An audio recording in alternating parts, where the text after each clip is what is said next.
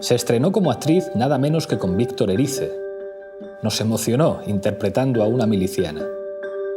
Se puso detrás de las cámaras para dirigir algunas de las películas más importantes de nuestro cine, siempre desde el compromiso y la conciencia política. Hoy nos acompaña, en otra vuelta de tuerca, Itziar Bollaín.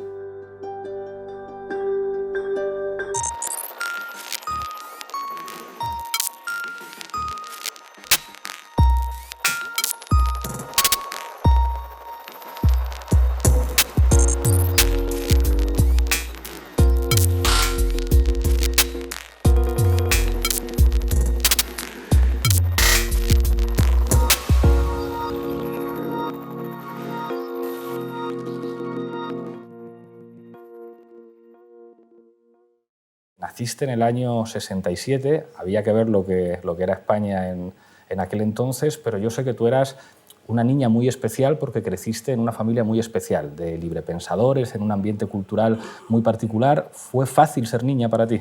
Era una familia muy normal, ¿eh? Era una familia de clase media muy normal, muy normal, muy normal. Luego evolucionó y luego fueron cambiando mis padres y cambió todo en mi casa, pero éramos una familia, no cuéntame, pero muy media. Lo que sí que eran mis padres nos trataron, tengo 3 hermanos y una gemela, y nos trataron exactamente igual. Justo hemos sido las 2 niñas las que más hemos hecho carreras menos típicas o menos convencionales. Entonces crecimos en un ambiente de normalidad y de fomentarnos a todos por igual y de creer en que podíamos hacer lo que quisiéramos. Bueno, era difícil para mí porque yo era muy cerrada, muy tímida, muy reconcentrada. ¿En serio? Sí, soy una tímida transformada, sí. Entonces, ¿transformada con método Stanislavski o...? No, con método del cine. El cine te empuja, te tira a la vida y te pone un micrófono delante y de repente tienes que hablar y tienes que hacer cosas, pero ha sido contra natura, sí. Entonces eso era la dificultad, pero era la dificultad mía, propia, personal. La primera película que haces no es una película normal. Es el año 83, sí. Tú tienes 15 años, que es una edad rarísima. O sea, con 15 años no se es niña del todo, pero tampoco eres una adulta, eres una actriz, nada menos que con Víctor Erice. O sea, que sí. Es un poco como un director de estudiar en tesis doctorales. Había hecho El espíritu de la colmena, que es una película maravillosa, pero complejísima al mismo tiempo. Y El Sur tampoco es una película fácil. ¿Cómo es la experiencia de trabajar con un tipo así en una película inmortal como todo lo que ha hecho este? Pues yo me he dado cuenta luego. Él hacía casting por el barrio Santa Marca, yo iba al Instituto Santa Marca, él se sentaba allí en el hall, me imagino que vio muchas chicas, me vio a mí. En ese momento yo era de no hablar, de cerrada, yo creo que era su personaje.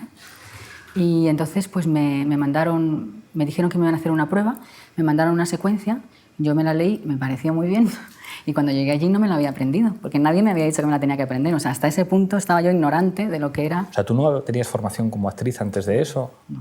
Yo iba además me acuerdo que yo iba a un examen y él me dijo, ¿puedo hablar contigo? Y le dije, ya, pero es que yo voy a un examen. O sea, déjame en paz, que yo tengo la selectividad y me la juego. O sea, no, nada, cero. Llegué a la prueba, él se rió, me dijo, ¿te lo has aprendido? Le dije, ¿el qué? O sea, es que no sabía que me lo tenía que aprender. Y él se rió. Entonces, nada, hicimos la prueba así sobre la marcha. Luego me escogieron. El rodaje con él era precioso porque él creaba un mundo con la otra niña y conmigo. Creaba un ambiente en el cual tú te hablaba de estrella. O sea, tampoco te decía tú eres estrella, no se liaba. Te hablaba de estrella, de lo que podías sentir estrella, y entonces tú de alguna manera intentabas como imitar a esa niña, ¿no? El caso es que sobre todo lo que creaba era un entorno íntimo en el que hacer las cosas. ¿Te marcó su forma de dirigir? O sea, yo tengo curiosidad, ¿cómo dirige a los actores? Pues yo lo he entendido después, y yo cuando me he visto dirigiendo niños he dicho, ¿cómo lo hacía? No lo sé, él habla de una manera preciosa, muy bajito, muy íntimo, y entonces apartaba a todo el mundo lo más posible para que no interfiriera, solo hablaba él contigo, porque a veces en los equipos te marean, vienen la ayudante de dirección, vienen tal, y él era el único interlocutor contigo. Creaba un espacio, creaba una intimidad y entonces dejaba que lo hicieras. Y yo, cuando luego me he visto dirigiendo niños, me he acordado de eso y me he acordado de solo hablar yo con los niños, tratar de apartarles de todo el ruido de un rodaje y hacerles sentir a gusto, tranquilos y casi jugando. ¿En qué momento tú dices, hostia, la peli que he hecho? Pues hace poco. No, ¿sabes qué pasa? Que la hice, hombre, lo sabes. Fuimos a Cannes con la película, yo no hice ninguna entrevista ni nada, yo estaba allí deslumbrada con todo aquello. Sabes que es una película que está en los anales del cine español, lo sabes, lo has oído, pero yo no la volví a ver durante un montón de años. Entonces la vi realmente, literalmente hace como un año. Escucha.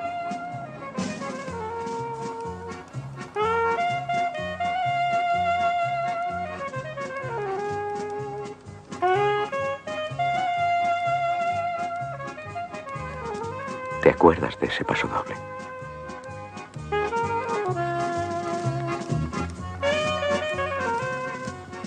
Ya no te acuerdas.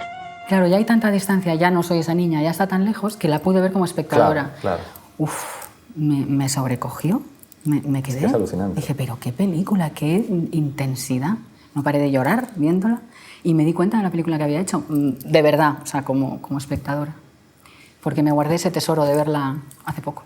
¿Qué es el sur? Porque digamos, eso es una referencia permanente en la literatura y en la cultura. A mí se me viene a la cabeza siempre En los mares del sur de Vázquez Montalbán, que empieza con una cita de Salvatore Quasimodo: più nessuno mi porterà nel sur, ya nadie me llevará al sur. ¿Qué es el sur? Yo creo que en la película, y así como metáfora, es la vida que no has hecho, lo que no has hecho, ¿no? Lo que podías haber hecho y nunca hiciste. Yo creo que todos estamos constantemente haciendo elecciones, ¿no? En el sur la elección que hace es brutal, es una vida o otra, claro. Incluso una vida de felicidad y una de no felicidad, ¿no? Por eso es tan sobrecogedora. Vamos a volar 11 años hasta 1994, una película que es una bomba, no solamente en el panorama cultural y del cine que se hace aquí, aunque es un director extranjero el que lo hace, sino también es una bomba política. Es probablemente la primera película sobre la guerra civil en la que se dice que la revolución es algo bonito, y al mismo tiempo es una película, digamos, muy controvertida, que seguramente asume la visión de Orwell en homenaje a Cataluña. Hablamos de Tierra y Libertad. Hoy Tierra y Libertad fue flipante. Fue una revelación para mí de muchísimas cosas. Primero me enteré de la historia de mi país desde otro lugar, porque no la conocía, la verdad. Primero que no la estudiamos, no llegas ni a la guerra civil, y si la estudias, desde luego no estudias lo que pasó en la izquierda. Fue muy bonito porque Ken nos puso en contacto, hicimos una especie de mili antes de hacer la película, nos juntó a toda la milicia esta internacional, nos estuvo allí 2 o 3 semanas usando fusiles y tal, y también nos presentó a antiguos combatientes del PUM, con los que pudimos hablar, que nos contaron su experiencia. Entonces fue una inmersión en aquello, y eso para mí fue muy revelador, esa parte de la historia. Después, conocer a Ken Loach, que es un personaje, es muchas cosas, pero es un señor que lleva 30 o 40 años, ya no sé los que lleva, desde el mismo lugar, haciendo un cine, cuestionando el poder siempre. I think because the way the world has gone, we live with that despair now. It's really important that we have films, or we have books or articles, or we put hope back on the agenda, really, and the Spanish Revolution puts hope back on the agenda. Y luego él en persona pues es un señor tronchante, porque es muy gracioso, muy británico en su humor, y luego su forma de rodar es muy especial también. Te hace meterte, te hace vivirlo, te olvidas de que estás rodando realmente, y yo he aprendido mucho, y hay muchas cosas que hago en esa línea. Una escena mítica en la que incluso hay un fallo de récord, que también se habla mucho, de se ve a la pértiga cayendo, y digamos que no molesta porque había leído que era una asamblea en la que los actores que se mezclaban actores naturales con actores profesionales, y tenían un guión semiestructurado, pero Ken Loach quería la asamblea, quería que esa asamblea evolucionara de manera natural para transmitir ese elemento de realidad que con un guión cerrado no se podía tener. Háblame más de eso.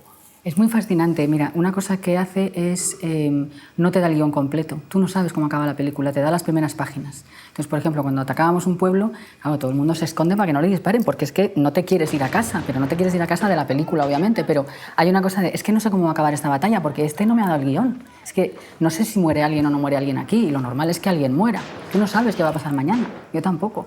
Pues rodando con Ken no lo sabes. Entonces, sí, tienes el guión de la escena, a veces ni siquiera te la da completa. Si, por ejemplo, hay un momento en que alguien recibe una noticia dramática, el que la da lo sabe, pero el que la recibe no lo sabe. Pone la cámara muy lejos, el equipo se tiene que amatojar, como decíamos, se tiene que esconder, no lo ves al equipo, no oyes cuando han dado acción, de repente la escena está en marcha, tú te tienes que meter. Entonces, todo ayuda a que lo estés viviendo, eres consciente de que estás en una película, pero es muy fácil vivirlo y vivir la emoción. Otra cosa que no sabemos en Tierra y Libertad es cuando la matan a Rosana Pastor. O sea, lo vemos allí con tus propios ojos, por primera vez. Cuando Cuando le pegan el tiro. Ella, claro, tiro por la espalda, claro. ha cogido efectos especiales y le ha puesto el disparo, pero todos los demás... Y entonces hay unas caras en esa escena de shock, porque estás viviendo el shock.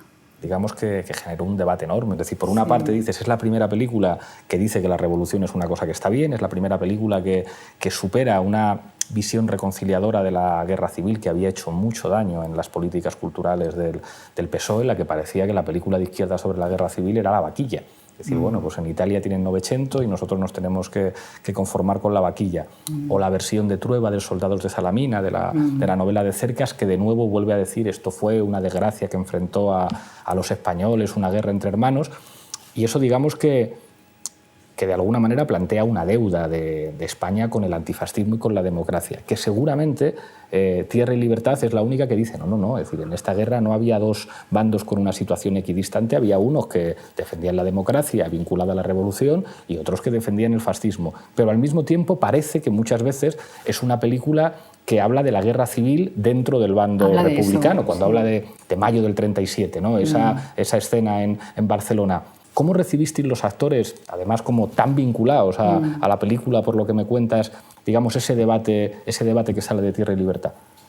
Es verdad, yo no fui tan consciente igual como tú lo estás contando. Yo sé que, por ejemplo, Carrillo pues, le molestó, o sea, claro, hubo una izquierda que le molestó, porque bastante tenemos con lo que pasó y con perder la guerra y para que encima que vengas a sacar los trapos sucios. Y entonces es un poco la idea de los trapos sucios se lavan en casa, pero no se tienden fuera, ¿no? Estuvimos hablando con gente del PUM que lo había vivido. O sea, sentías que estabas reivindicando algo que había ocurrido y que valía la pena reivindicar. Ellos fueron a las proyecciones, había una emoción enorme. No, sí, claro, a los que vienen de esa tradición política les encantó. Es decir, claro, es la porque hablaba de su historia. Que hubiera hecho el PUM. Claro, hablaba de su historia y entonces estábamos tan cerca de ellos que sentías que habías, pues te lo decían ellos, con mucha emoción. Hay un momento, la escena final de la que hablábamos antes, cuando llega el Ejército Popular Republicano, que parecen fascistas. Claro. Es decir, que aparece uno que le disfrazan como un comisario bolchevique sin escrúpulos. Claro, eso generaba es que parece que son peores estos que... Lo que pasa es que eso pasa mucho en la izquierda y en general. O sea, no se puede criticar. Bueno, yo creo que sí, se debe criticar, se debe mirar, se debe... es verdad que la izquierda perdió la guerra y que la derecha hizo después un destrozo en este país y sigue haciéndolo. Pero ¿por qué no miramos lo que hicimos mal? ¿Por qué no miramos...? Y sobre todo, bueno, es que, como te decía antes, o sea, Loach mira aquellos momentos en la historia en los que la gente estuvo muy cerca de tomar el control en sus manos, que era lo que pretendía hacer los anarquistas, el PUM y demás, el ir colectivizando, el ir... y entonces, pues eso es de lo que habla la película y eso, claro, sienta mal porque son unas vergüenzas, en realidad. Eso es verdad, ya... Digamos, a Loach se le ve claramente la tradición de la que proviene él, pero es verdad que al mismo tiempo es muy autocrítico. Es decir, porque es verdad que habla con cariño de las asambleas, de las colectivizaciones, pero también reconoce, incluso trayendo una especie como del racismo de Orwell. En la novela de Orwell es como qué buena gente son los españoles, pero los trenes nunca llegan a su hora, las escopetas no disparan, en no sé qué, que es como, ¿y tú qué te has creído? Es decir, porque seas británico, esto quiere decir que en el sur somos un desastre, aunque seamos muy buenas personas. ¡Derecha! ¡Al! ¡Derecha! ¡Al! Venga ya, coño, tanta izquierda-derecha. Cállate ya lo que te estoy mandando. Estoy hasta los cojones de andar para aquí y para allá con un palo, Esto ¿entiendes? es importante, recógelo ahora mismo. Lo recoges tú, yo me voy. ¿Dónde crees que vas, bonita? A mí tú no me puedes hablar así, ¿eh? Yo no soy tu mujer. Camarada. Me voy a Madrid, ¿entiendes? Camarada. Ahí se lo toman en serio. Camarada, la disciplina no es haciendo importante. el idiota, paseando arriba y abajo un La palo. disciplina es importante para la revolución. Retrata el personaje de Aquí estoy yo, y aparte es una reivindicación de la mujer española frente, digamos, a ese mundo horrible del franquismo y del machismo, pero por otra parte dice... Hostia, se puede ganar una guerra con milicias, con uno que en un momento dado dice que me voy de la milicia, ¿por qué? Porque mi mujer me está poniendo los cuernos. Pero tú, ¿qué te has creído que es esto?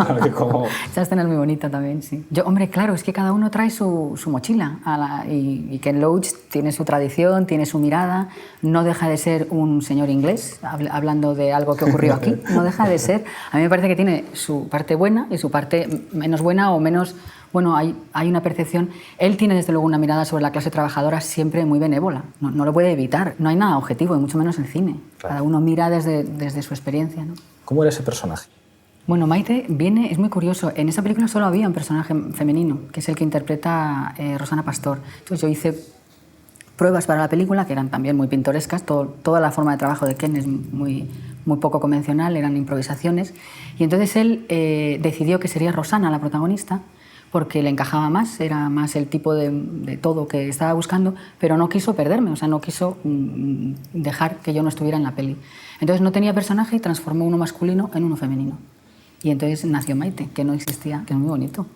Pero que no me la imagino como personaje masculino. Pues no debía... Bueno, la milicia, de todas formas, fuera de del francés, el americano y Rosana y Ian Hart, que hacía el inglés, no tenía mucha forma. Esa la dimos también, eso fue un trabajo también precioso que hicimos en esa mili, que hacíamos, también dábamos forma a nuestro personaje, elegimos nuestro nombre.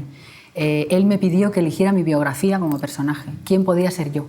Yo me acordé de una tata que tenían mis abuelos, que era roja y republicana y era un cañón de mujer, y pensé, era de un pueblo de cerca de Madrid, y me acordé de ella y le hablé de ella y me dijo, pues si te vale como modelo. Y entonces yo me inventé un poco mi Maite, de acuerdo con él. O sea, él, en esa mili que hacíamos de 2 o 3 semanas antes de rodar, pues hablábamos con él, hacíamos reuniones, nos veíamos con gente, tuvimos instructores de la Guardia Civil, en fin. ¿Tuvisteis instructores de la Guardia Civil enseñándonos a eso? Es que todo era... Mira, y se formaban debates, igual que en la película. Porque claro, Ken Loach junta a un grupo. ¿Qué hace él? Busca a gente afín a los personajes. Entonces, por ejemplo, había uno que venía de la Casa Ocupada de la Montaña de Barcelona. De la Casa de la Montaña, claro. Sí, sí. Había uno. Había tal. Ahora, ponte tú a esta gente, a narcos, con la Guardia Civil, a formar. Y porque no, hacíamos barrigazos, o sea, hacíamos como una mini-mili, ¿no? Claro, allí se formaban unas e intentábamos convencer a los guardias civiles de que aquello tal, o sea, debates políticos, debates de autoridad, debates de todo. O sea, era intensísima. Bueno, yo no recuerdo haberlo pasado tan bien, creo que en mi vida. Hay otra peli después de Ken Loach en la que tú participas como observadora y de la que cuentas que es cuando conoces de verdad cómo trabaja Ken Loach, que es La canción de Carla. En este caso viajamos a Nicaragua. ¿Cómo es esa experiencia de ver además, que yo creo que esta es otra de los contrastes de Ken Loach? Hay un Ken Loach de la clase obrera británica, que es cómo no les va a querer, si es que los personajes que aparecen, no sé, My name is Joe. Pero luego, claro, te vas a Nicaragua y eso, no sé si es más difícil, pero por lo menos es completamente distinto. Y con el contraste además de cómo... Pues bueno, ese contraste que hay entre el conductor de autobús, que la conoce a ella en el autobús, y de repente, digamos, un viaje que es como casi de astronauta. O sea, de repente, imagínate a un conductor de autobús británico que cae en Nicaragua, que además tiene dificultades para hablar español, que al final necesita un agente de la CIA que ha cambiado de bando como para entender qué está ocurriendo. ¿Qué aprendes en esa peli? En esa yo no había escrito un libro en mi vida y de repente surgió la posibilidad de... En realidad fue como una idea de la persona que hacía la promoción, que dijo, sería muy bonito hacer un diario de rodaje o algo así, porque Ken rueda de una manera tan particular, está tan ligado a lo que pasa, a la gente, tal. Y entonces pues yo me apunté, dije, pues si Ken no le importa, él no le gusta tampoco llevar mucha gente alrededor, como te digo, los rodajes, la gente se tiene que desaparecer. Y entonces le pareció bien, después del trabajo juntos, y a mí me pareció una oportunidad de conocer mejor, ya desde fuera, porque vivirlo desde dentro es una cosa, pero ver desde fuera cómo trabaja. Y nada, me lancé al lío, no había escrito un libro en mi vida, luego dije, ¿en qué momento? Porque escribir un libro tiene tela. Pero fue flipante, claro, porque me fui a Escocia a pasar un frío de muerte y luego fui a Nicaragua. Y otra vez era fascinante porque otra vez, claro, en este caso, Paul Laverty, que es el guionista de la película, ha vivido 4 años en Nicaragua. Y entonces, claro, toda la gente que participa en la película son contras, excontras, gente del pueblo que lo ha vivido, campesinos que han vivido ataques de la contra. Estaba todo así. Estoy pensando ahora en Hola, estás sola. ¿Cuál es el tema? Porque en las demás que hablaremos después es mucho más fácil y mucho más concreto. ¿En Hola, estás sola? Nada, Hola, estás sola yo quería hablar nace de un relato que escribí con 20 años por pura diversión, echando ahí cosas que me han pasado, cosas que le han pasado a mis amigas, cosas que me invento. Eso luego se transforma en guión y lo que me ocurre es que la ruedo después de Tierra y Libertad.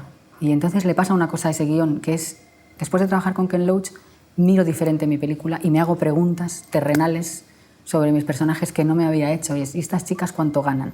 ¿Y estas chicas exactamente quiénes son? ¿De qué barrio? ¿Cuál es su...? Y le hago preguntas de... Joder, pero son la leche de innovadoras. Es decir, yo recuerdo que la vi siendo muy jovencito y es como hay momentos en los que incluso te escandalizan a ti. ¿No te lo quieres follar tú? Pues me lo follo yo. Es decir, que es como una libertad sexual entre 2 mujeres, además, que no es tan fácil. Comparten es decir, churris, sí. Efectivamente, en un momento que es que no es ahora. O sea, con la época de las redes sociales, de internet, de no sé qué, son los duros años 90 Sí, en los que... pues no hay agenda, es decir, no me di cuenta. Lo hice de una manera intuitiva, lo hice queriendo contar ahí pues, cosas de eso, ya te digo, de mi vida, de mis amigas, de tal. Sí que había unas ganas de... O sea, a mí me ha tocado como actriz hacer personajes femeninos con los que no me identificaba nada. Ni por cómo hablaban, ni lo que les pasaba, ni la figura que representaban en la película. Entonces, de repente sí que dije, a mí me apetece ver a dos chicas que yo me gusten, que me crea y que sean las protas y que sean ellas las que muevan la película, no que sean novia, hija, hermana, Total, amante, total. aventura. Y el hombre objeto, Sí. es decir, el Y el griego que hombre aparece, objeto, que ni el siquiera ruso, habla. que ni siquiera habla. Eso es, eso es. Es como, qué maravilla, ¿no? Un hombre guapo, estupendo, que ni siquiera tienes que Ni hablar con siquiera él. habla. Me parece que la filla no vamos a quedar, ¿verdad, bonito? ¿Y eso? ¿Por qué? ¿Cómo que por qué? Pues porque me apetece. ¿Qué pasa? ¿Que quieres follártelo? Pues sí. Pues follátelo. A mí no me importa, yo me espero un rato. Venga. ¿Te vas a quedar ahí? Sí, a mí no me molestáis. ¿Qué pasa? ¿Que no te lo follas? Pues no. Pues me lo follo yo. Hay otra película, pues yo creo que quizá de la que más se ha hablado, de las que has hecho, Te doy mis ojos, que pone encima de la mesa el problema de la violencia de género, pero quizá eres capaz de sacarlo del ámbito de lo privado, de una relación entre dos, y de alguna manera aparece la tolerancia o el silencio de la madre, el silencio del hijo, Toledo como una ciudad que aprisiona. Digamos que plantea la violencia de género como un problema que va más allá de la privacidad o de los individuos, como un problema social. Yo sé que hay un corto previo, Sí, sí. pero ¿cuál es la pregunta a la que responde esa película? Esa nace de la pregunta de por qué. O sea, ¿por qué un hombre que dice querer a una mujer la destroza? ¿Por qué una mujer aguanta que un hombre la destroce? No lo entiendo. Y entonces me puse a pensar, porque de repente descubres que hay toda una cultura, toda una tradición que parece que hemos superado, pero no tanto, que dice a la mujer que estar bajo control es cariño, que si te controlo es porque te quiero. Bueno, que las adolescentes de hoy están todavía con esa idea, que eso es una cosa que a mí me pone los pelos de punta, es decir, que si el novio te controla el móvil es porque te quiere, no, si te controla el móvil es porque te controla. Bueno, pues eso es o sea, que hay mucho de cultural, que hay mucho todavía de muy atrás y que eso sigue ahí vigente y que eso hay que borrarlo. El tipo tiene un lado monstruoso, pero tiene otro lado que dices, pobre desgraciado. Es decir, si es un frustrado con respecto a su hermano, que no sé qué, que es verdad que la quiere, es decir, Pero que es un bruto, que no sabe quererla, que no sabe quererla. Y que es que eso fue una cosa que me pasó por el camino, que fue también, nos aterró a la guionista y a mí, o sea, empezamos a investigar, encontramos en Toledo una asociación de mujeres que nos permitía sentarnos en su terapia todos los jueves, estuvimos yendo allí meses, todos los jueves, también por eso te comprometes con lo que estás haciendo, porque ¿cómo no vas a intentar dejar un testimonio de lo que estás viendo? Y de repente un buen día nos miramos las dos y dijimos, oye, es que esta gente está hablando de amor, o sea, esto es una relación. Es una relación equivocada, nefasta, destructora. Pues es la genialidad de lo que tú la quieras, peli. pero esto es una maldita relación es decir, de amor. Es un hijo de puta, pero ser un hijo de puta no quiere decir que sea un ser completamente vacío de moralidad o de... No. Es que a mí me acuerdo, una chica joven además me dijo, es que las mujeres seremos maltratadas, pero no tontas. Es que estos tíos no son así siempre. Es que estos tíos dan una de cal y una de arena. Y además han creado una situación en la cual casi solo son ellos los que te ofrecen cariño, porque te han aislado, también es parte del trabajo. Pero este tío te da un beso y luego una hostia y luego otro beso. O sea, no somos idiotas. Seríamos maltratadas, pero no idiotas. A mí eso se me quedó grabado. Entonces, claro, ahí hay una relación. Y en una relación hay dos. Y entonces, claro, había que decir, ¿y quién es él? ¿Y a él qué le pasa? ¿Por qué no me has avisado? No sabía que venías a comer. ¿Cómo cojones vas a saberlo si no llevas el móvil? ¿Cómo cojones vas a saberlo? ¿Para qué te lo regale? ¿Para que lo lleves apagado? Pero se te he explicado que Que no me apagues el móvil, Pilar. Coño, que no me lo apagues. Que si me la apagas no sé lo que pasa y me cago en la puta que voy a casa, aquí no hay ni Dios. Perdona, Antonio, no sabía que venías a Ya ves comer. que no sabes nada, Pilar. Coño, no sabes hacer dos cosas a la vez. No sabes estar en el trabajo y contestar al teléfono. Coño, que se te va la cabeza en tonterías. Parece que se te va la cabeza en tonterías, cojones. Mírame cuando te hablo. Y pasamos miedo, porque claro, era un momento en que todo se orientaba a la denuncia, la mujer es víctima y él ni se hablaba. Yo también lo buscaba en la prensa, decía, ¿pero y él quién es? ¿Por qué hace esto? Y entonces, claro, dijimos, bueno, pues vamos a mirarle a él, aun a riesgo de que se pueda entender mal, de que se pueda entender como que lo estamos justificando. Y eso fue un trabajo muy delicado, también en rodaje con Luis Tosar, muy fino de montaje, de decir... Está enorme el tenemos, Vistosano. es una cosa impresionante. Tenemos que saber quién es, pero no justificarle, pero sí entenderle, porque si no es blanco y negro. Claro, pero, claro. Y vamos aquí, ¿eh? Porque dices, estamos sacando de la sombra a este señor y luego descubrimos que ese señor, pues hay un montón. Claro. No es ni de clase baja, ni de... No. Ese señor es un señor muy asustado de la vida. Y un mediocre. Mediocre, hay un momento, aterrado. Cuando él dice como, pues si yo no quiero líos, es decir, cuando le dice, no, porque otras tías están, no sé qué, si es que yo no quiero líos, si es que yo quiero una cosa muy pequeñita, una vida normal en la que controle a mi mujer. En la que controle algo. Algo, exactamente. Entonces es gente que no controla nada, Claro. y entonces lo único que puede controlar es eso. Y luego, por otra parte, dices, no creo que sea feliz una persona que vive machacando a otra. Tampoco es el modelo de felicidad, con lo cual dices, es que hay que hablar de los dos. Hay que hablar de que es una historia de amor, pese a que esto nos pueden tirar piedras, Claro. pero esto es una historia de amor y aquí hay dos, y hay que hablar de los dos. Sí. También La lluvia. Es una peli que me entusiasmó porque además yo había estado en Bolivia antes, habíamos escrito un libro sobre Bolivia y trajimos al actor a la facultad con la Embajada de Bolivia. A Juan Carlos Adubiri. Sí. Hicimos un acto en la facultad con los estudiantes en un curso de cine que hacíamos y fue una experiencia. La idea me parece brutal, es decir, vincular la guerra del agua contra una multinacional que pretendía subir 300% el precio del agua con Hernán Cortés llegando a las... Eso es Paul Laverty, o sea, eso solo se le ocurre a Paul Laverty. El guión entero, vamos, yo no he tenido absolutamente nada que hacer en el guión, pero eso solo se le ocurre a Paul Laverty, que conecta las cosas de una manera alucinante. Es un guión que viene de muy atrás, es un guión que empezó siendo, primero, quería haber sido una serie para la HBO de llevar al cine el libro de Howard Zinn. ¿En serio? Sí, el libro de Howard Zinn de la historia del pueblo de Estados Unidos. Y entonces a Paul le dijeron, escribe tú lo que quieras. Él además tenía mucha relación con Howard Zinn, por eso la película está dedicada a él.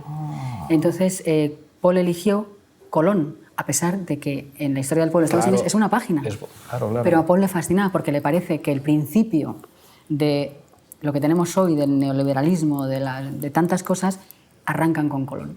Porque Colón es el que pone en marcha la mecánica de la explotación. Entonces quiso hacer esto y escribió 2 horas de ficción de época en las que los protagonistas eran Colón y Bartolomé de las Casas.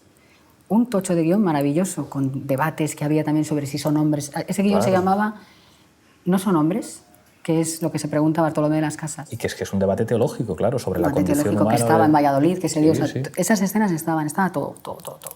Y esto de repente se vino abajo. HBO no llevó adelante la serie. Había otros 2 guiones, pero no convencieron. El de Paul gustó mucho, pero los demás no tal. Pasó el 11S del 2001.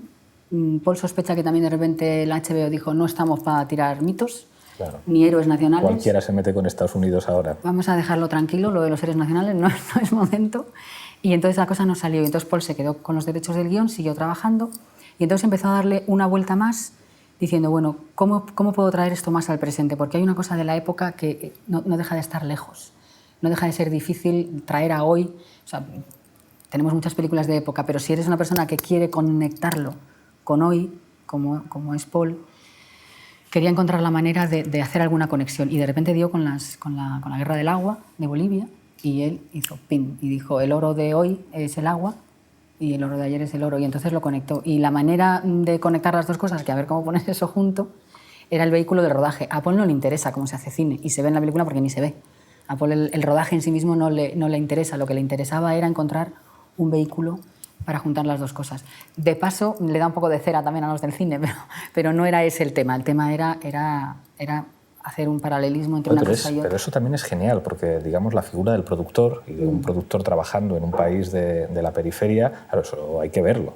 Es decir, lo que significa probablemente un productor en un país de la periferia es lo más parecido a un colonizador que llega a decir, mira, yo tengo un dinero para hacer una serie de cosas y me da exactamente igual lo que pase aquí. Lo que pase aquí es que está muy bien traído. ¿Qué tal?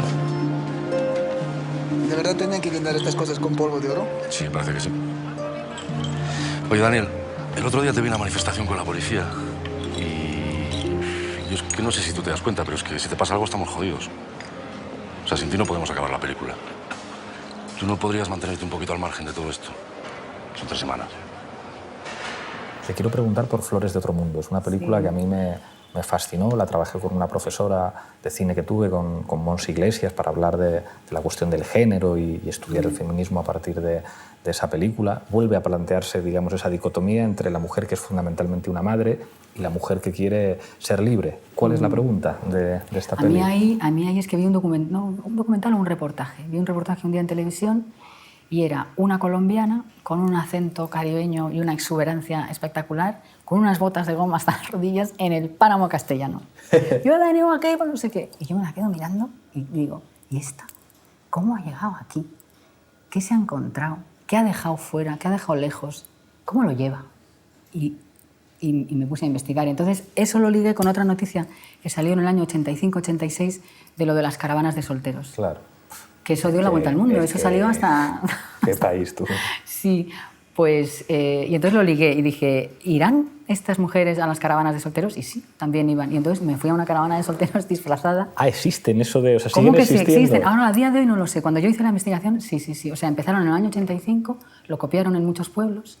Claro, porque de repente hay pueblos en donde se han ido las mujeres a la ciudad, en los 70, en los 80, se han ido muchos hombres y los que quedan son solteros de 30, de 40. Claro, pero es que lo que plantea esa peli, que a mí es que no hay me encantó por de... eso, es que dice la verdad de la prostitución. Es decir, la prostitución no es solamente que alguien se vaya a un puticlub de carretera, la prostitución... Bueno, es que a veces se llama matrimonio, es decir, una situación de debilidad de una mujer, de vulnerabilidad, en la que dice, bueno, pues a cambio de una serie de cosas que tú me ofreces, de progresar socialmente hasta cierto punto, me vengo a esta mierda de pueblo a aguantarte a ti, que no hay objetivamente quien te aguante. Y eso es prostitución también. Incluso sí, cuando había eso y había intercambio de necesidades también. O sea, había eso y vi... Cuando investigué, me fui con Julio Llamazares, con quien escribí el guión, nos fuimos por los pueblos y había cosas que te cogían el corazón, o sea, mujeres terriblemente solas, con nombres terriblemente brutos, y decías, madre mía, qué precio ha pagado. Ahí está claro, ¿no? Hay, como hay una relación en la que está claramente eso. Pero luego había cosas mucho más... Joder, la gente es fantástica, la gente encuentra una manera también y... Claro, de sobrevivir, pero es que hay otro caso en la que al final... que hay una relación como de una madre controladora y no sé qué, y hay como la buena mujer que se convierte en una buena madre y en una buena esposa, pero es que es lo mismo. Es decir, aunque el tipo no sea tan terrible y sea más respetuoso sexualmente y no sé qué, al final es un intercambio de servicios y de cosas. Sí, pero... O sea, no hay amor ni pasión. Pero puede haberla. Lo que pasa también, claro, es que también viene de la necesidad. Por ejemplo, también encontramos hombres, cuando hacíamos la investigación, desolados, porque se habían enamorado de la dominicana allí, claro. Se la habían traído felices de la vida y ella había encontrado el avión y el pasaporte para desaparecer. Que es lo que le pasa a la cubana en la película. Dice, claro. Como esta mujer de La Habana se va a quedar... Hay mucha mujer para ti, claro. Con 60 años, por mucho Pepe Sancho que seas. O sea, es que no puede ser... Vamos con el último docu, con En Tierra Extraña. Hay un personaje, Gloria trabaja en un Zara de Edimburgo, que pone la metáfora del guante. ¿Qué quiere decir eso? El guante es una metáfora, a mí me parece muy bonita porque es muy abierta. Gloria los recogía, cuando yo la conocí para el documental, llevaba recogiendo los 2 años. No sabía muy bien, por intuición lo hacía más bien. Ella estudió Bellas Artes, quería hacer algo con ellos, algo plástico, algo tal. Al final encontró esta manera de expresar pues una frustración, que obviamente tiene mucha gente que se ha ido, que luego encuentra cosas, yo pienso que además uno siempre encuentra mucho de positivo cuando se va y se abre y conoce y tal, pero cuando has pensado que has querido estudiar una carrera para tener una vida profesional y eso desaparece del horizonte por completo y sientes que no eliges irte, sino que las circunstancias te llevan a irte y sobre todo que no sabes si puedes volver, que yo creo que es una cosa que le pasa a Gloria, porque Gloria sí es viajera, y sí que, pero dice, ¿pero y si quiero volver? ¿A qué vuelvo? ¿No?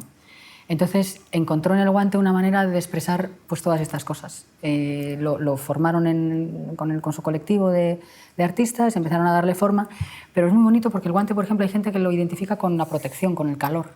Había una que me decía, joder, a mí Edimburgo es una ciudad que se pasa mucho frío y el guante da calor y yo me he sentido muy acogida aquí. O sea, que el guante no tiene solo la connotación de que está perdido, de que está solo, de que está desparejado, sino que también podía tener la otra, ¿no? Y luego es que es muy... Si has vivido en Glasgow, lo habrás visto allí también, cuando los pinchan en las verjas, es una imagen muy potente, es como una mano, ¿no? Que se alza, que pide, y luego cuando están todos juntos tienen también una fuerza. Yo creo que es muy rico como metáfora. Genera muchas sensaciones. La peli, desde luego, es un contraste respecto a estas cosas que hemos visto de españoles por el mundo, madrileños por el mundo, que te presenta una gente estupenda que te dice que bien me lo estoy pasando.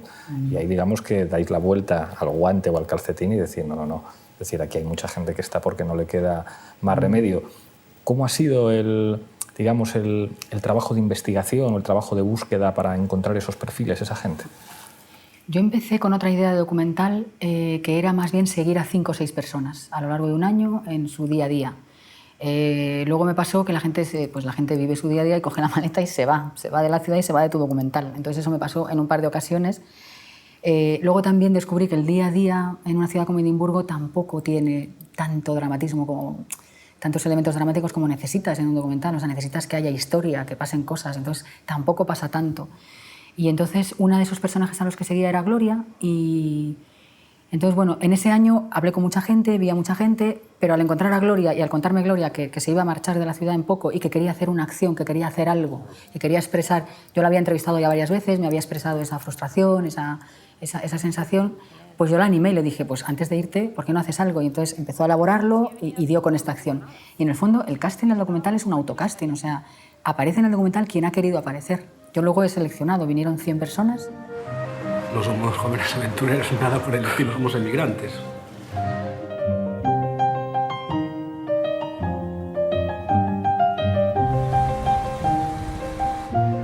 Hice Bellas Artes en España. Cuando nació Podemos empezaron a aparecer muchos círculos en el exterior. Yo recuerdo que estuve en París, estuve en Berlín, estuve en Ecuador y es un perfil de exiliados muy concreto. Es decir, lo que nosotros en los discursos hemos dicho como la mejor generación del país. Y una crítica que nos hacía mucha gente de aquí era como, es que hay gente que ni siquiera tiene esa oportunidad. Hay otro tipo de emigrantes que no son, digamos, gente que han perdido sus expectativas como clase media de progresar porque han estudiado mucho, porque han trabajado mucho y también porque procedían de una clase social que te permitía llegar a la universidad. Hay otro montón de gente que no hablan idiomas y que nunca van a poder dejar de fregar suelos, de servir copas o de trabajar en el Zara y parece, es la crítica que nos hacen a nosotros y supongo que os la harán, parece sí. que esos no existen, ¿no? Que hay un montón de gente que su drama no es tener 2 carreras y tener que fregar suelos, sino que van a tener que fregar suelos siempre. Sí, a mí me han hecho esa crítica como de que es elitista. Lo que pasa es que al ver el documental ves que hay gente que no tiene carrera también están en el documental. Y también hay gente que no tiene 30 años ni 32, tiene 50, tiene 45. A mí lo que me parece, o sea, hay un drama particular de la gente de 30 o de 30 y tantos que ha estudiado una carrera y que no ve posibilidad. Claro. Y es un drama que yo creo que además, no es que sea un drama, pero en cuanto rascabas veías que había angustia. O sea, angustia de decir, vale, si yo estoy aquí no estoy mal, si no se está mal en Edimburgo y además no pasa nada por fregar platos. Lo que pasa es que ¿hasta cuándo? O sea, yo he estudiado una cosa, vale, estoy aquí sobreviviendo y además, pues eso, es una ciudad que está muy bien, pero ¿yo cuánto tiempo voy a estar haciendo esto? O sea, que no ven horizonte. Yo les preguntaba, ¿cómo te ves dentro de 10 años? Mira, no me hagas esa pregunta. Decía, claro. No me hagas esa pregunta porque al día a día, su consigna es vivir al día.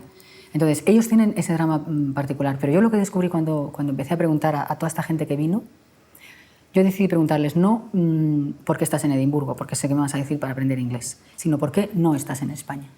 Joder, la respuesta es demoledora. O sea, lo que hacen es un retrato de una precariedad, de una falta de oportunidades, y eso es igual para todos.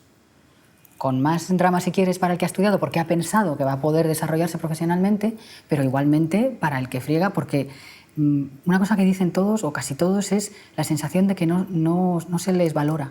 O sea, que hacen un trabajo que no se valora, que da igual cómo lo hagas. Había una incluso, pero no lo monté porque me pareció durísimo, que dijo, no vale la pena esforzarse en España. Y eso da igual que estés fregando. Pues eso había que... Es brutal. Lo dice de otra manera, lo que he montado lo dice, porque dice, prefiero estar aquí de dependienta que allí de profesora. Es una profesora. No estoy en España porque no quiero estar en España, lo dice de otra manera, pero no vale la pena esforzarse en España. Es que ese fue uno de los elementos, exactamente eso que nosotros detectamos cuando teníamos que diseñar el discurso de campaña, el comparar. Es decir, se ha creado un sistema en el que los que no se esfuerzan, los más vagos, los carromeros, son los que acaban cobrando sueldazos y los mejores, los que se han esforzado mucho y lo pueden acreditar en un currículum, no aspiran a nada. Y claro, la frustración que eso genera es una bomba, no solo social, sino política. Y eso vale para todos, da igual que hayas estudiado una carrera. Hay una mujer de 45 años en el documental que está en Edimburgo porque tenía una tienda, la tienda se cierra, y ella se presenta, ella manda currículums y no la llaman para las entrevistas. Es otro tipo de drama. Tienes 45 años y ni siquiera tienes acceso a una entrevista. Claro. Por tener 45 años. Por tener 45 años. Y luego dice ella, y luego yo miraba los perfiles que buscaban y era el mío. Y luego yo iba a ver a quién habían contratado y tenían 20 años. Claro. Es decir, yo ya estoy fuera por tener 45 años. O sea, que no es solamente los de 30 y los de no sé qué. No, no. Es que lo que te digo, el dibujo que hacían del mercado laboral aquí, claro, como hasta que no lo oyes en primera persona de uno, de otro, todo el mundo. O sea, la sensación de que no vale la pena, de que no se valora, de que da igual lo que hagas, que de falta de dignidad en el trabajo. Hay algo en el título que, bueno, recuerda eso que decía Carlo Levi de que el futuro tiene un corazón antiguo, que es que empieza con, vamos, es una copla de Concha Piquer. Es que la pensaba usar, luego cambié de idea. Luego al final la copla no salió, pero está una parte del verso. Sí. ¿Qué conexión hay, digamos, con esa emigración? Que puede sonar a Concha Piquer o incluso a Marisol yendo a los emigrantes a cantarles una canción y lo que tenemos ahora. Pues ese fue el origen del documental. Yo iba por ahí, iba por la idea de comparar una emigración con la otra. Lo que pasa es que luego me encontré como con una urgencia de contar lo que está pasando ahora, lo que te digo. No, es que aquí hay una realidad y además hay que contarla y hay que contarla ahora. Y oyendo esta música, allá en tierra extraña, eran nuestros suspiros, suspiros.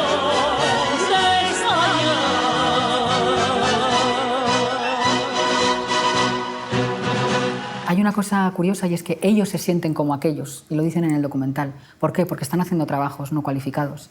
Entonces de repente dicen, sí, mucha Unión Europea, mucha carrera, pero aquí estoy como mi abuelo. Claro.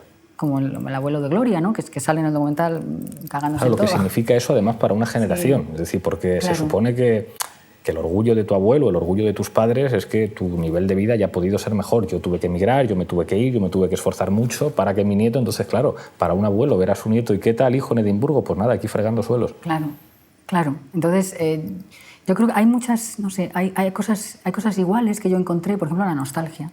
La gente tiene una nostalgia enorme por su país, que no sé por qué yo pensaba que igual con 30 eres más ligero de equipaje y, bueno, pues si no ves a los tuyos ya los verás, pero no. O sea, luego yo creo que es una inmigración... Pues esa cosa que decíamos de la decepción, ¿no? Yo creo que la inmigración de los 60 se iba con una expectativa de mejorar, de todas. El que se va ahora viene de que, o sea, viene de una decepción. O sea, si se suponía que éramos un país próspero, claro. Me han timado, ¿sabes? Yo he hecho lo mío, yo he estudiado, y ahora no hay nada para mí, ¿no? Entonces, yo creo que el sentimiento es distinto. Joder, aquella inmigración supuso un desarrollo para España. El otro día leía la cifra de 4.000 millones de dólares mandaron aquellos inmigrantes. 4.000 millones. Ahora es gente en la que se ha invertido. Sí, ahora es perder. Sí. ¿Por qué entiendes que en este momento un documental puede funcionar mejor que, no sé, que crear un personaje, una chavala, un chaval español en el docu tiene menos visibilidad, eso lo he descubierto. Esto ha sido también, qué duro. Es muy difícil que los docus se vean. Pero los docus son más rápidos, son más flexibles, son más adaptables. De hecho, es que además, según íbamos haciéndolo, la realidad española se desmoronaba. O sea, estábamos montando cuando ganasteis los 5... O sea, aparecisteis de la nada con 5 escaños y fue como... O sea, la realidad nacional cambió. Toma después ya. Puyol, después abdica el rey. Y es que íbamos montando diciendo, oye, chico, que esto se va a quedar viejo ayer. Claro. Hay que darse prisa. Por ejemplo, Puyol no estaba en el primer montaje, lo echamos en cuanto lo echamos dentro, ¿no? Y luego también yo me podía haber entretenido más, seguramente podía haber profundizado mucho más, pero sí que sentí que estamos a un año de las elecciones y que hay que quitarse la apatía y que hay que participar y que hay que decirlo, que lo estáis diciendo vosotros y que lo está diciendo mucha gente y que si lo puedo decir yo desde un documental, pues lo quiero decir. O sea, que esto no puede ser, que hay que cambiar y entonces, que nos movamos. Lo dice el sociólogo, lo dice Alberto. Eso es, por eso te quería preguntar, porque hay, digamos, una manera de introducir un texto claramente político en el docu, que es el monólogo. Yo lo vi hace 2 veranos, creo, el de un joven anticapitalista español. ¿Cuál es la interpretación política del docu? Pues lo que pasa con Alberto es que, a ver, yo primero, bueno, no estaba, por supuesto, ni pensado, y estoy hablando de migración. Pero cuando tengo todos los testimonios montados, que me parece que tienen una enorme fuerza y tienen la fuerza del testimonio personal, y además la gente es muy sincera y habla y conmueve, yo creo, me pareció que no dejaba de ser un testimonio en primera persona. Y entonces, si solamente dejas eso, es un poco... tienes el peligro de convertirse en una larga queja. Y entonces yo creo que la siguiente pregunta que te haces es, bueno, vale, todo esto está así, ¿por qué? Y esa es la pregunta que me surgió. Me la preguntó Paul, mi compañero, que me hace siempre de Pepito Grillo en mi trabajo, y yo de él. Y entonces me dijo, ¿por qué? Tendrás que buscar alguna manera de que alguien o algo exprese qué ha pasado aquí. Y entonces me acordé del monólogo de Alberto San Juan, que parte de ahí. ¿Qué ha pasado aquí? ¿Qué ha pasado aquí? Me he dado yo un batacazo, dice, en mi vida. Y dije, joder, pues Alberto lo explica muy bien. Son 2 horas de monólogo. Voy a hacer el experimento. Le llamé. Me conozco desde que tenemos 13 años. Alberto, ¿te parece que te grabe e intente hacer este experimento? Claro, claro. En fin, que yo era un tío que socialmente, digamos que yo era un tío que estaba ahí. Ahora, por decirlo de alguna manera, veo claras las posibilidades que tiene uno de quedarse fuera. Y tengo miedo. Hoy las calles vuelven a arder. Las calles se enmudecieron y se congelaron el 23 de febrero de 1981. Y volvieron a sonar y se descongelaron el 15 de mayo de 2011. Obviamente hay mucha gente que no estará de acuerdo con él, pero me parece que es una muy buena apunte de lo que ha pasado en las últimas décadas aquí. Y pensé, bueno, pues Alberto puede poner esa pregunta. Y luego pensé también en buscar a alguien más. Y ahí me podía meter a hablar con infinidad de gente. O sea, podía haber entrevistado a otros sociólogos también, a políticos, a mucha gente. Pero había leído cosas de Joaquín García Roca que hablaba desde un lado muy humano, muy humanista, del precio emocional que se está pagando con esta emigración de ahora. Le había leído en algún periódico. Y también le llamé, el sorprendido fue él, porque me dijo, ¿por qué me llamas a mí? Y dije, bueno, porque te he leído hablando de esta emigración desde un lugar que me parece bonito. Y luego él tiene también un discurso positivo sobre la inmigración, que también me parece que la tiene. La inmigración tiene un lado duro, pero también tiene un lado que abre muchas puertas y muchas cosas. Y entonces pues le incluí. Ya te digo que podía haber seguido incluyendo voces y esto, pero me pareció que o salíamos con el documental o nos íbamos a quedar muy atrás. Iciar, llegamos al final. Te voy a dar lo que hacemos siempre en este programa, la taza de la tuerca para que mires esa cámara y brindes por lo que tú quieras. Vale. ¿Puedo brindar por 2 cosas? Claro, claro. Vale. Bueno, voy a brindar porque no se firme el TTIP, que nos va a crujir a todos. Ojalá que no. Y voy a brindar porque las cosas cambien en este país, de verdad, de una vez. Muchísimas gracias, Iciar.